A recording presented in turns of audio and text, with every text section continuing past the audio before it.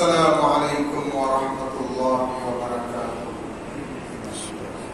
بسم اللہ الرحمن الرحیم وبہ نستعین والصلاة والسلام علی سیدنا محمد وعلى آلہ واصحابہ اجمعین، اما بعد۔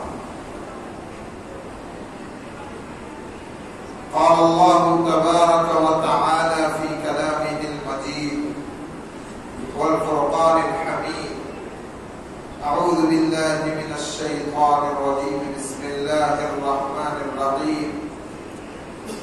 وما خلقت الجن والانس الا ليعبدون، صدق اللہ العظیم۔ بزرگان محترم اور برادران اسلام، خداوند قدوس نے اس پوری کائنات کا وجود ایک اہم ترین مقصد کے پیش نظر کیا۔ آسمان و زمین، آفتاب و مہتاب، فضا و سمندر، شجر و حجر،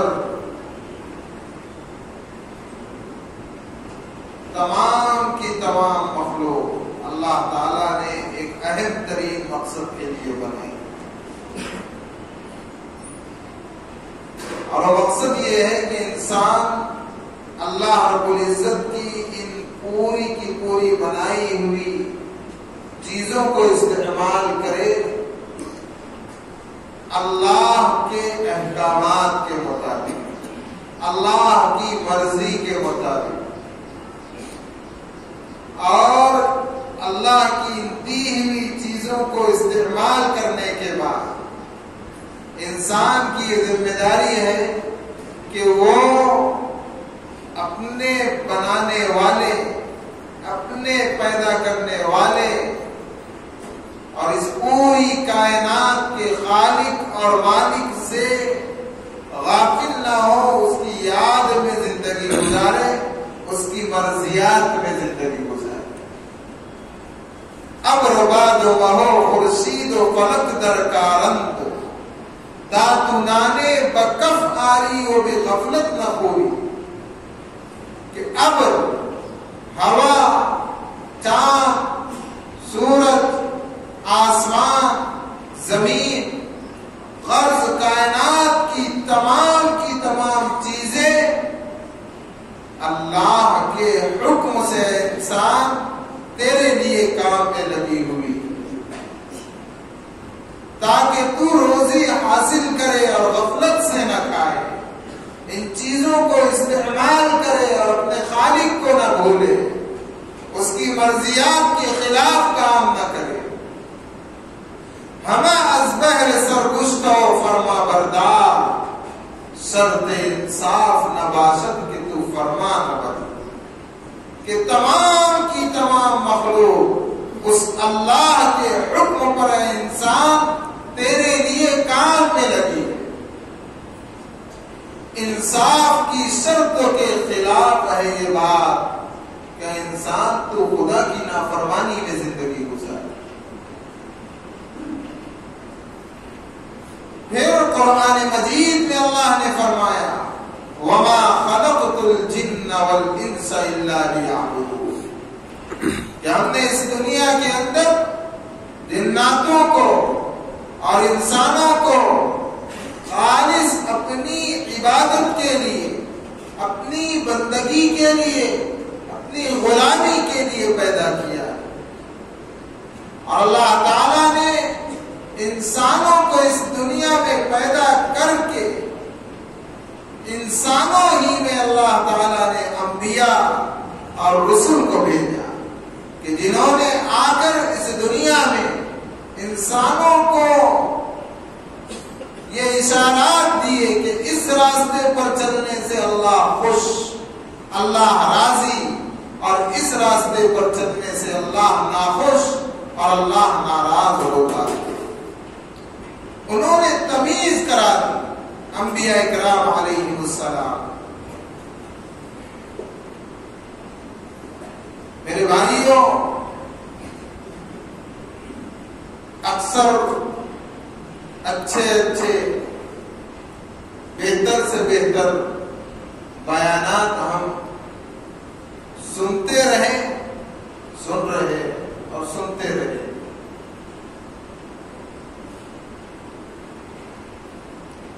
لیکن ہم اپنا جائزہ لیں کہ کیا ہمارا طرز عمل صحیح ہے؟ ہم بیانات کو سن کر، دین کی باتوں کو سن کر اس پر عمل بھی کرتے ہیں. اللہ کی بندگی کا راستہ کون سا ہے؟ وہ کانوں پر پڑھنے کے بعد اس راستے پر چلتے بھی ہیں، یا پھر ہم نے اس ماحول کو صرف رسمی بنا دیا کہ جمعہ ہوئی، جمعہ کا دن ہے، نہائے دھوئے، کپڑے پہنے آ گئے، بیان سنا لیکن اس پر عمل کرنے کے لیے تیار نہیں. معاشرے میں جو خرابیاں تھی وہ چل رہی ہے، جو برائیاں تھی وہ چل رہی ہیں، لاکھ اس کو بہتر سے بہتر طریقے سے بتلایا جائے اور اس پر عمل کرانے کی کوشش کی جائے کہ دیکھو یہ اچھے اعمال ہیں، اور برے اعمال کی طرف نشاندہی کی جائے یہ برے اعمال ہیں. لیکن غور کرنے پر یہ معلوم ہو رہا ہے کہ امت نے اس کو رسمی بنا دیا کہ جمعہ کے دن آئے، بیان سنا، کوئی عمل کرنے کو تیار نہیں. ہم نے اپنی زندگی کی راہ خود متعین کر دی. ہم اپنے طور پر، اپنے طرز عمل پر چل رہے ہیں. اور اس کی سب سے بڑی مثال ہم دیکھیں کہ فجر میں کتنے لوگ رہتے ہیں اور جمعہ میں کتنے ہیں. جمعہ میں ماشاء اللہ بہترین طریقے پر غسل کریں گے، بہترین خوشبو لگائیں گے، بہترین کپڑا پہنیں گے، اور زیادہ سنورنے کے لیے بہترین طریقے پر کالا کوٹ پہن لیں گے، اونچی لمبی ٹوپی پہن لیں گے، اور اگر ہو سکے تو اچھی سے گھڑی لگا لیں گے، اور زیادہ بڑے تو سرما اور عطر کا استعمال کریں گے، اور اگر مفتی صاحب نے نشاندہی کی تو مسکرائیں گے. تو کیا یہ کام ہم فجر میں نہیں کر سکتے؟ جس طرح ہم جمعہ کا اہتمام کر رہے ہیں، کیا ہم فجر کا اہتمام نہیں کر سکتے؟ اگر نہیں کر سکتے ہیں تو یہ سمجھ میں آیا کہ ہم نے دین کو رسمی بنا لیا. یہ ایک مثال دیا ہوں میں نے فجر اور جمعہ کی. ایک کامن بات ہے، ہر جگہ، ہر شہر میں، ہر مسجد میں، ہر محلے میں، ہر صوبے میں یہ ماحول بن گیا. دین کو ہم نے سرسری بنا لیا، دین کو ہم نے رسمی بنا لیا. جمعہ کا دن آیا، سج دھج کر آئے، حکم ہے کہ تیار ہو، اچھی بات ہے. لیکن بھائی فجر کی نماز میں آنا، ظہر کی نماز میں آنا، عصر کی نماز میں آنا، مغرب کی نماز میں حاضر ہونا، عشاء کی نماز میں حاضر ہونا، یعنی روزانہ 5 وقت کی نماز کا اہتمام، یہ تو اللہ کا حکم ہے روزانہ.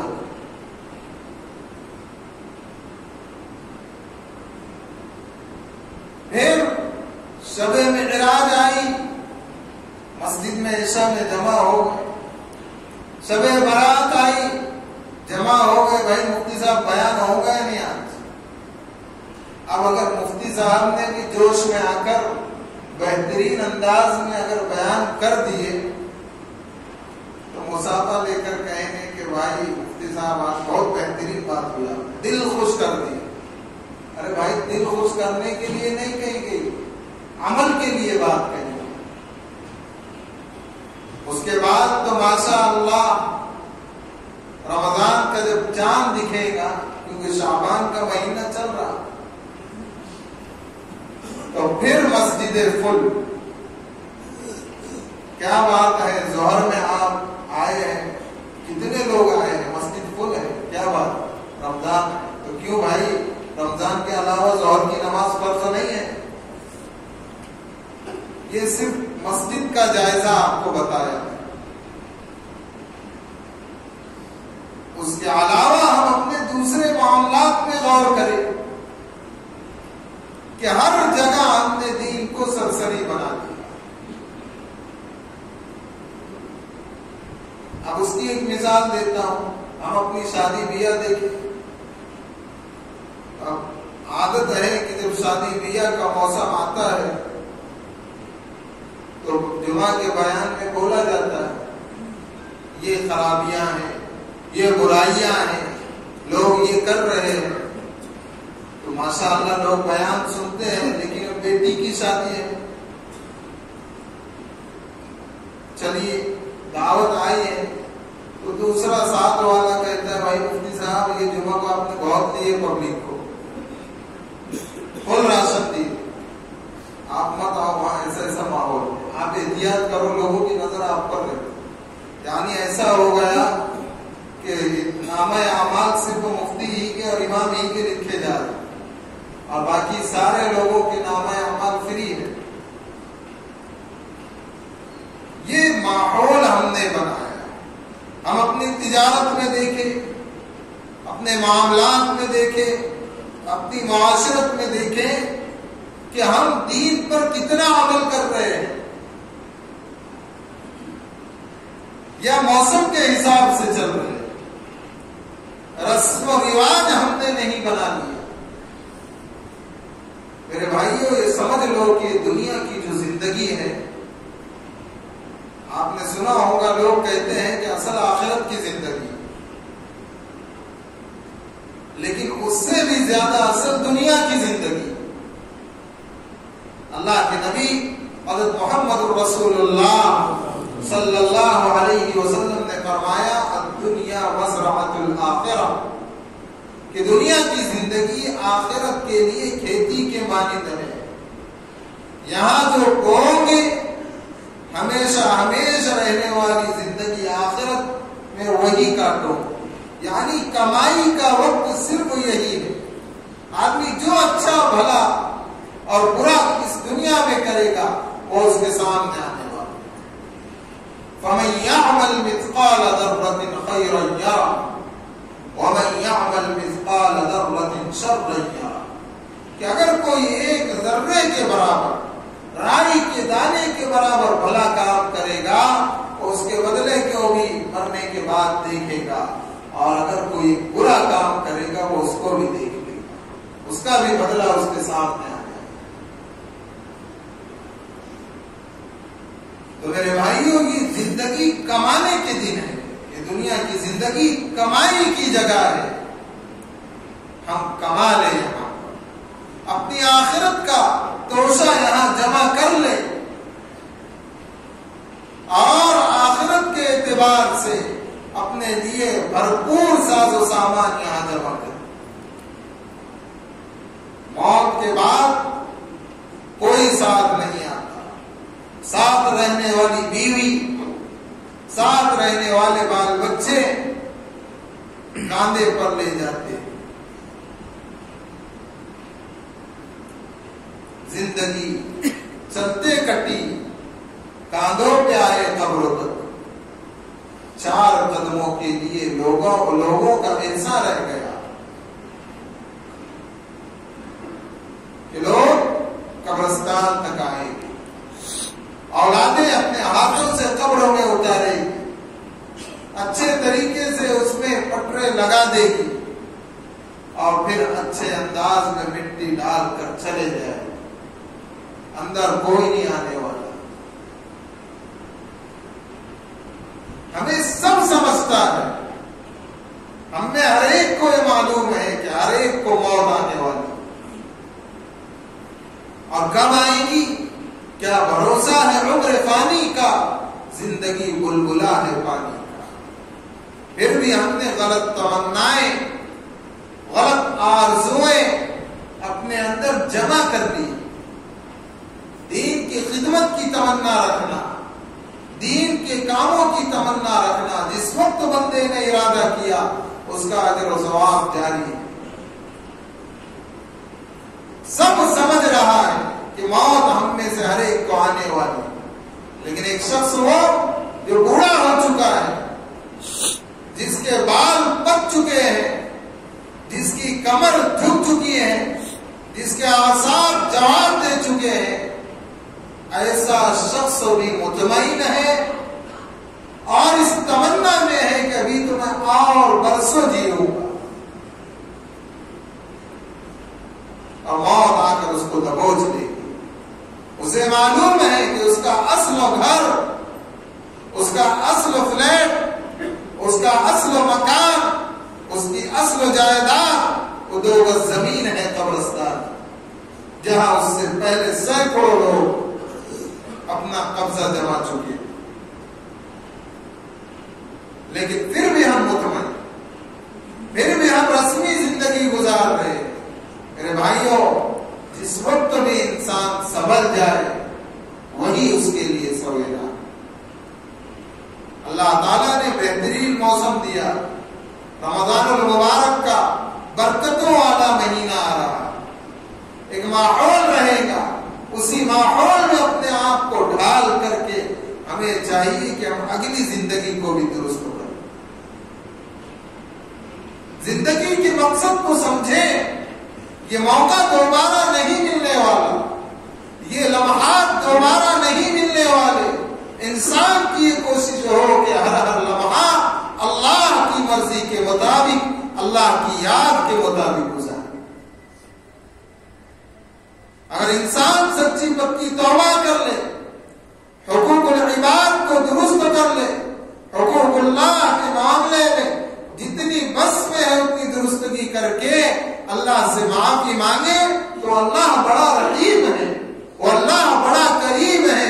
وہ اللہ فرماتے ہیں حدیث قدسی میں، سبقت رحمتی علی غضبی، کہ میری رحمت، میرا رحم و کرم، میری مہربانی، میری شفقت، میرا فضل و عنایت، میری نرمی میرے غصے پر غالب۔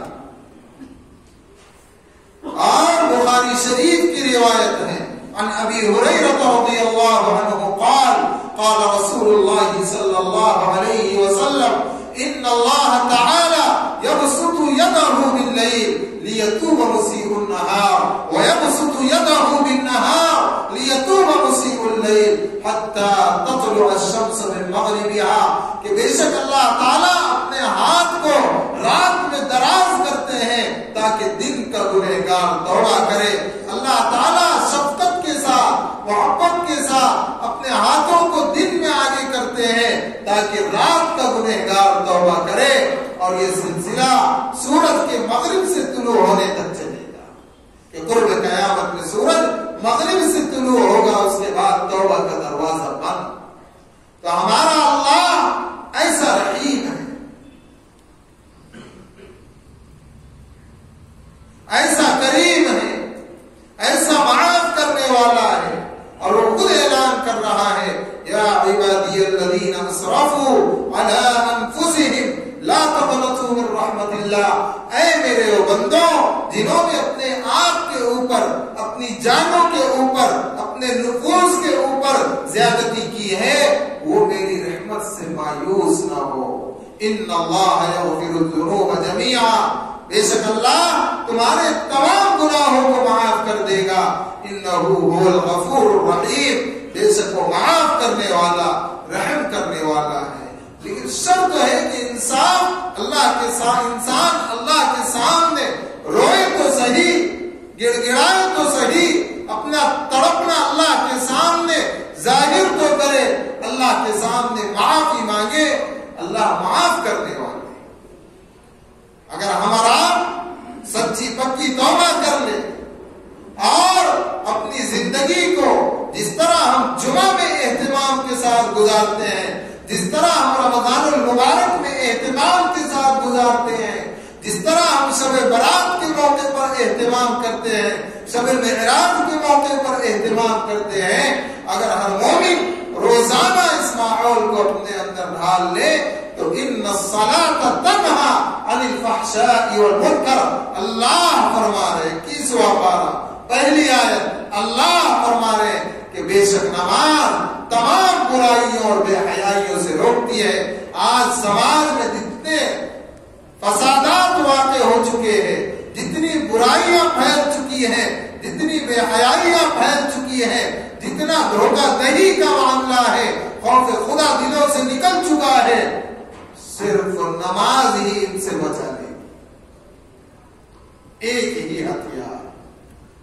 لیکن ہم نے نمازوں کو رسمی بنایا، اب آتے بھی ہے جمعہ میں اللہ اکبر کہتا ہے بندہ، اس کا نام ہے تکبیر تحریمہ، کہ انسان کانوں تک ہاتھ اٹھاتا ہے نماز، تحریم حرام سے بنا، کانوں تک ہاتھ اٹھا کر گویا اللہ کے سامنے وہ بندہ یہ کہہ رہا ہے کہ اب تک جو چیزیں نماز کے باہر جائز تھی، حلال تھی، وہ حرام، تکبیر تحریمہ۔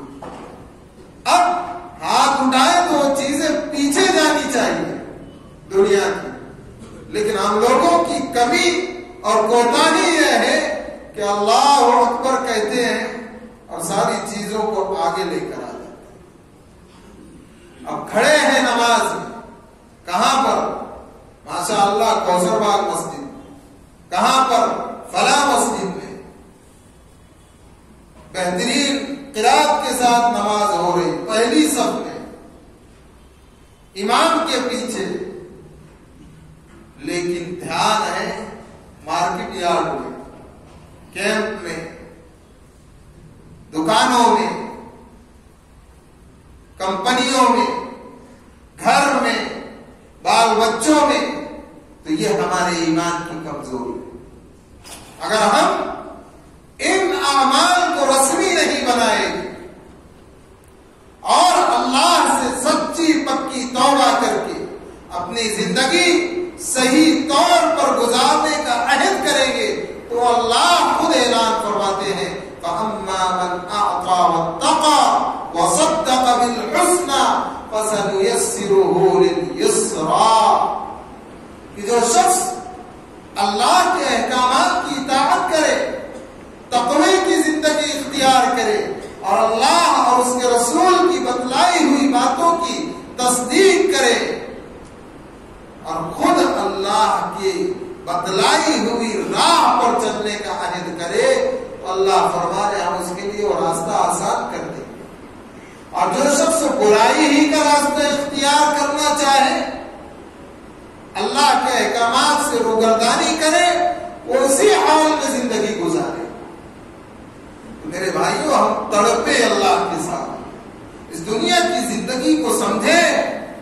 کسی کی 20 سال گزر گئی، کسی کی 25 سال گزر گئی، کوئی 30 کو پہنچ گیا، کوئی 40 اور 30 کے بیچ میں ہے، کوئی 60 پر، کوئی 70 پر، کوئی 80 پر ہے، اور ہر ایک مطمئن ہے اور ایسا مطمئن ہے کہ اسے اسی دنیا میں ہمیشہ رہنا ہے۔ وہ تو آباد ہے تمہارے ہی، مگر تم کیا ہو؟ ہاتھ پر ہاتھ دھرے منتظر فردا ہو۔ کہ ہمارے آبا و اجداد اس امت کے بڑے بڑے علماء کبار، صالحین، متقین، تابعین، تبع تابعین، صحابہ اکرام، مفسرین، محدثین، محققین، مصنفین، مدبرین، مفکرین، بڑے بڑے لوگ اس دنیا میں گزرے ہیں اور ان کی کامیابی کے پیچھے ان کے اعمال صالحہ ہیں۔ اب ہم تو ہاتھ پر ہاتھ دھرے ہیں، اللہ کی نافرمانی بھی کر رہے ہیں، 80 سال کی عمر میں بھی یہ تمنا ہے کہ ابھی موت آئے گی. کوئی اخلاق کو سدھارنے کے لیے تیار نہیں, کوئی دینی ماحول میں اپنے آپ کو ڈھالنے کے لیے تیار نہیں, کوئی نمازوں کی پابندی کرنے کے لیے تیار نہیں, چاہے جتنا بھی کہے. اور موقع ملا تو پھر بیان کرنے والے کی طرف انگلی اٹھ سکتی ہے اور کہیں کہ بے عمل ہو تو جذبات سے کیا ہوتا, بے عمل ہو تو جذبات سے کیا ہوتا ہے. تو پھر بیان والے کو یہ کہنا پڑے گا کھیتی بنجر ہو تو برسات سے کیا ہوتا. ہم نے اپنے دل کو ویران کر دیا, بنجر کھیتی کی مانند بنا لیا کہ اللہ اور اس کے رسول کی باتیں صلی اللہ علیہ وسلم سن رہے ہیں, رسول کا نام آ رہا ہے, لیکن دل پر اثر نہیں کہ درود پڑے. عمل کرنے کے لیے تیار نہیں, دین کو رسمی بنایا. بہترین بات ہوئی, پھر کہتا ہوں ابھی جو بھیڑ ہے اثر میں وہ نہیں رہے. کیوں بھائی, اثر کی نماز فرض ہو نہیں ہے کیا؟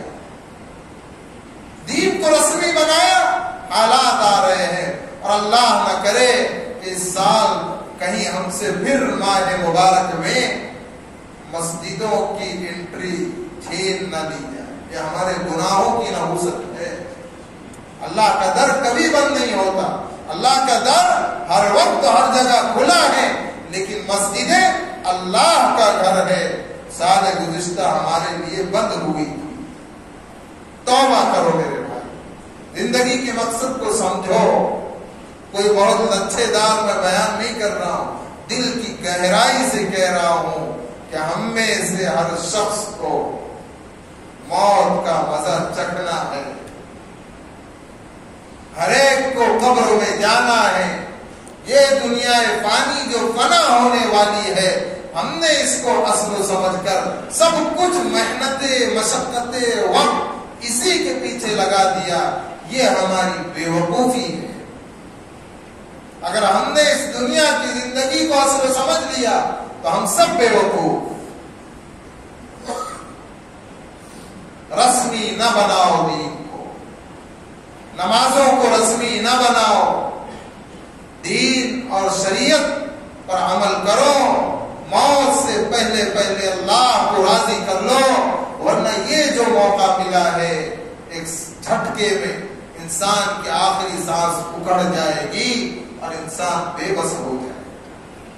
مبارک مہینہ آ رہا ہے قریب, اس سے پہلے اللہ کے سامنے گڑ گڑاؤ, مانگو کہ اللہ ہماری کمی کوتاہی کی وجہ سے, ہمارے گناہوں کی وجہ سے, ہمارے معاملات کی خرابی کی وجہ سے, ہماری معاشرت کی خرابی کی وجہ سے اے اللہ ہم سے گناہ ہوئے ہیں, اے اللہ تو ہی معاف کرنے والا ہے.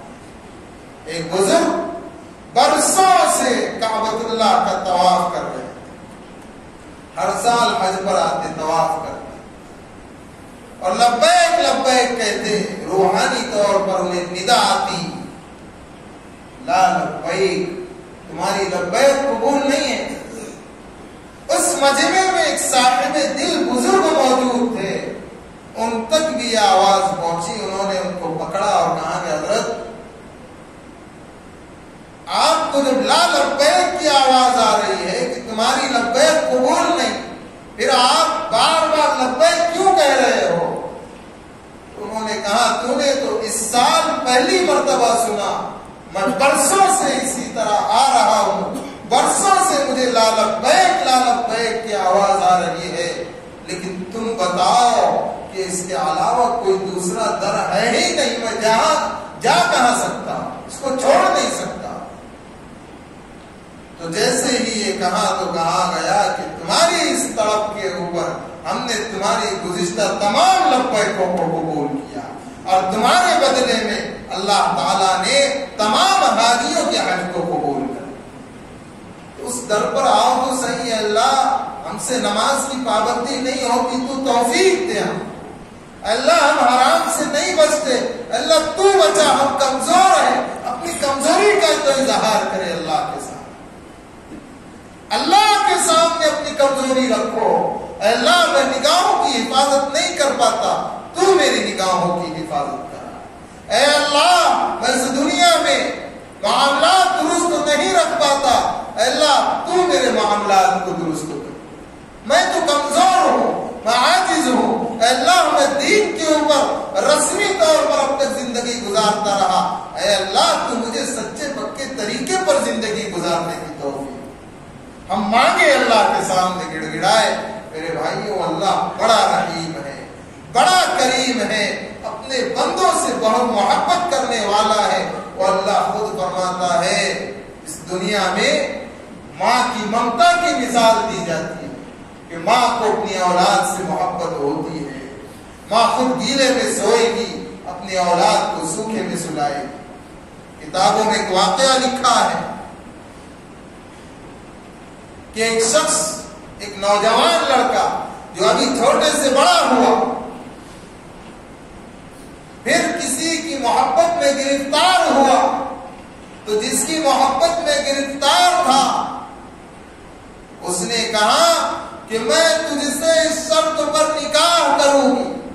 یہ مثال دی گئی ہے مواعظ درد و محبت نامی کتاب میں، حضرت مولانا شاہ حکیم اختر رحمۃ اللہ علیہ نے مثال کہ اس نے کہا کہ تو جب تک اپنی ماں کا کلیجہ لا کر مجھ کو نہیں دے گا تشت میں رکھ کر، تب تک کہ میں تجھ سے نکاح نہیں کروں گی۔ یہ محبت کا دیوانہ گیا، ماں اور اولاد کی ممتا کو بتایا۔ یہ محبت کا دیوانہ گیا، ماں کے کلیجے کو نکالا، تشت میں رکھا، اپنی محبوبہ کی طرف چل رہا تھا کہ راستے میں ٹھوکر لگی، وہ تشت ایک طرف، وہ کلیجہ ایک طرف، یہ نوجوان ایک طرف گرا، تو اس کلیجے سے آواز آ رہی ہے کہ بیٹا تجھے کہیں چوٹ تو نہیں لگتی۔ ماں کی ممتا اس لیے، اور وہ اللہ جو ہم سبوں کا خالق اور مالک، وہ اللہ جو ہمیں اپنی عبادت کے لیے بلاتا ہے، وہ اللہ جس کے اوصاف و کمالات میں، اس کی ذات میں، اس کی صفات میں نہ اس کا کوئی ساجی ہے نہ اس کا کوئی شریک ہے، وہ اللہ ہمیں کہہ رہا ہے میرا حکم ہے نماز پڑھو، وہ اللہ کہہ رہا ہے کہ میرے بندو میں تم میں سے ہر شخص سے تمہاری سگی حقیقی 70 ماں سے زیادہ محبت کرتا ہوں۔ پھر ہم کیوں گناہ میں پڑے؟ معافی مانگو میرے بھائی، سب گناہ کا۔ انبیاء اکرام معصوم ہیں، لیکن روز محشر انبیاء بھی کہہ رہے ہوں گے نفسی نفسی یا رب نفسی نفسی، اے اللہ میری جان۔ صرف ایک ہستی ہوگی پوری مخلوقات میں، پوری انسانیت میں جو کہے گی امتی امتی۔ وہ دنیا سے گئی وہ ہستی تو امتی امتی کہہ رہی تھی، روز محشر بھی امتی امتی کہے گی۔ اور آج یہی امت ان کا نام آئے تو ان کا اوپر درود پڑھنے کو اپنی زبان پر تالا لگا، یہ امت ان پر درود بھیجنے کے لیے تیار نہیں۔ یہ امت اس آقا اور ہم سبوں کے پیارے آقا حضرت محمد رسول اللہ صلی اللہ علیہ وسلم کے طریقوں پر چلنے کے لیے تیار نہیں۔ میرے بھائیوں اللہ بڑا رحیم ہے۔ ایک بزرگوں کے پاس دوسرے بزرگ حاضر ہوئے تو ان پر رونے کی کیفیت طاری تھی۔ حاضر ہونے والے سے پوچھا کہ کیا بات ہے، کیوں رو رہے ہو؟ کہا کہ آخرت کا ڈر ہے، آخرت کی فکر ہے۔ انہوں نے کہا کہ اگر روز محشر مجھ کو تو اللہ کی رحمت سے اتنی امید ہے کہ اگر روز محشر اللہ مجھ کو اختیار دے کہ تم اپنے حساب کتاب کو اپنے والدین کے حوالے کرتے ہو یا میں تمہارا حساب کتاب لوں، تو بزرگ کہنے لگے اللہ کے رحم و کرم سے اتنی امید ہے کہ میں کہوں گا اللہ تو ہی میرا حساب لے، کہیں میرے کالے کو دیکھ کر میرے ماں باپ بھی میرے بارے میں جہنم میں جانے کا فیصلہ نہ کر۔ تو مانگے ہم اللہ کے سامنے گڑ گڑائیں۔ اب ہوتا یہ ہے کہ بیان ہوا، تھوڑی کیفیت طاری ہوئی، نیت کیے گیٹ کے باہر نکلے تو اثر بغیر یہ نہ ہو۔ رمضان کا مہینہ آ رہا ہے، قدر کریں، شعبان کا مہینہ چل رہا ہے۔ گزشتہ ہفتے شعبان کی فضیلت پر بہت کچھ بات کہی گئی ہے۔ میرے بھائیوں گڑ گڑا لو، میرے بھائیوں کمانے کے دن ہے کما لو، جب زمین میں چلے جاؤ گے ایک لمحے کا موقع نہیں ملے گا۔ کوئی پرسان حال نہیں ہوگا.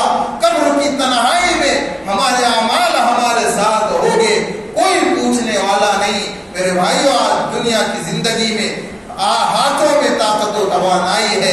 اللہ کے سامنے گڑ گڑاؤ, مانگو, اللہ کے سامنے توبہ کرو اور اپنے آپ کو جھنجھوڑو کہ ہمارے اوپر اثر کیوں نہیں ہوتا, ہم نے دین کو رسمی کیوں بنایا.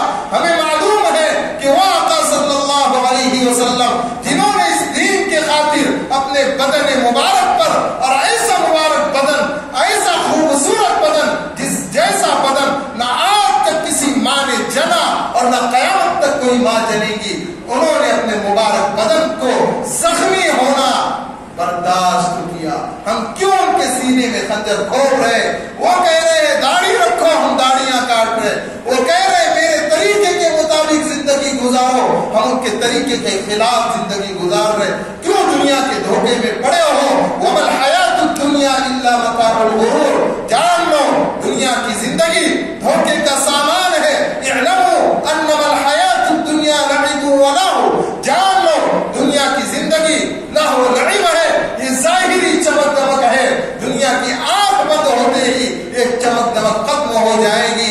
کوئی کام آنے والا نہیں, کوئی ساتھ آنے والا نہیں. روز محشر بڑے بڑے انبیاء نفسی نفسی کہہ رہے ہوں گے, اے اللہ میرا کیا ہوگا.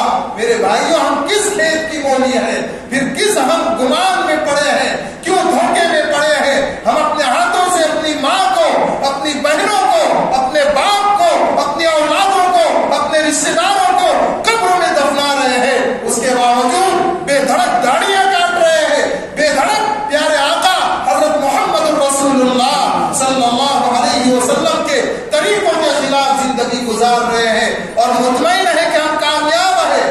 کہیں ایسا نہ ہو کہ اس سال پھر مسجدیں بند ہو جائے. مانگو, گڑ گڑاؤ, اللہ کے سامنے توبہ کرو. سب بادشاہوں سے بڑا بادشاہ اللہ, سب مالکوں سے بڑا مالک اللہ.